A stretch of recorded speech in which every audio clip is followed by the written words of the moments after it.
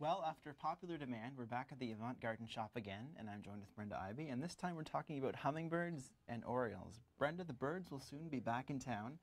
How can we bring them to our yards, specifically hummingbirds? Specifically hummingbirds? Well, you need a good feeder to start with. Okay. And I can show you some nice feeders here. This type of feeder is called a saucer feeder, and the liquid is all in the bottom, so you don't have any trouble with leakage. A lot of those other styles that have the little tubes out the bottom, they always leak and they attract ants and makes for a big mess. These don't leak. They come with an ant moat. Put a little water in there so the ants can't get in the liquid either, because the hummingbird won't drink it if it's got ants in it. Okay. These also come with these little gadgets. They're called nectar guards, and they fit on the back of the flowers, and so the hummingbird can get his beak through it, but the bees can't get into it.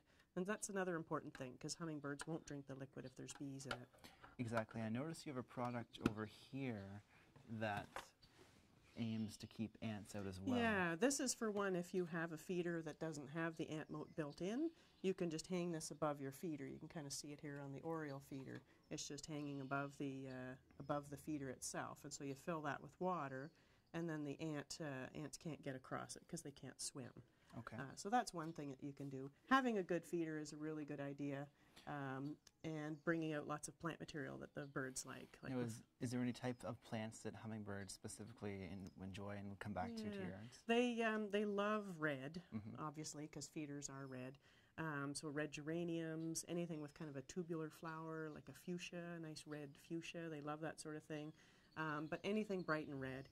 And if you're initially trying to attract them, if you don't have the red flowers or they haven't found them yet, even to hang a red flag out or a red scarf, they're really zooming in on that red color, and then they'll come to your feeder. That's a good tip to know.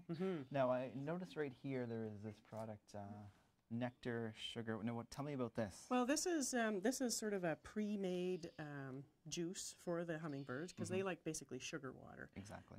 If you've got hummingbirds coming already, just stick with the sugar water, which is 4 to 1, 4 parts water to 1 part sugar. Or if you're trying to attract them, this is good. Or I have these other little boxes as well, which has the concentrate in it. And they basically mimic the nectar of the flower almost exactly. They have vitamin C, vitamin A, all kinds of wonderful things in it that the hummingbird really likes. Now I see down below here we have some, instead of the red-colored feeders, these ones are orange, and I assume they're for orioles. Yes. How do these work? Yeah, well, obviously the oriole's orange, and they're attracted to orange, just like the hummingbird's attracted to red. These work on the same concept where the liquid's on the bottom. They open up as well, so it's really easy to clean. And these have these little gadgets here, which are also like a nectar guard. So the bird can push his beak through it, but the bees can't get through it again.